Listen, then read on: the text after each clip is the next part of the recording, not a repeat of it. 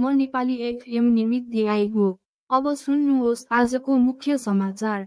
पहिलो समाचार, उच्च अदालत पाटनले पशुपति गौशाला धर्मशालाको सम्पूर्ण स्वामित्व पशुपति क्षेत्र विकास कोषकै हुने फैसला गरेको छ।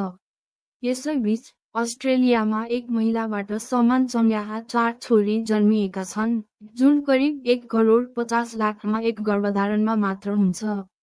अर्कोतर्फ काठमाडौँ उपत्यकावासीलाई 12 महिना पानी खुवाउने मेलम्ची खानेपानी आयोजनाको विकल्पमा अगाडि सारिएका आयोजना घोषणामै सीमित भएका छन्। त्यसैगरी देशको जुनसुकै तहका अदालतका न्यायिक कामकारबाहीमा सेवाग्राहीले अब सिधै सर्वोच्च अदालतमा गुनासो गर्न पाउने भएका छन्। यसबाहेक सप्तरीको तिलाठी कोइलाडी गाउँपालिकाको राजविराज भन्सार नजिकको सडक र पुल वर्षौंदेखि जीर्ण हुँदा राजस्व सङ्कलन प्रभावित भएको छ। किसानलाई मलदिन सरकारको ध्यानाकर्षण गराइएको छ।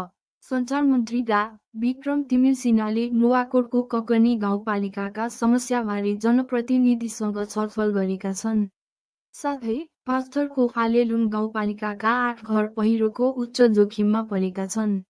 दाङको सुका खोलामा निर्माणाधीन पक्की पुलको काम 50% मात्रै सकिएको छ।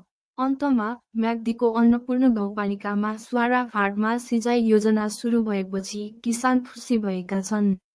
विस्तृत समाचारको लागि जानुहोस् nilo nepal.com।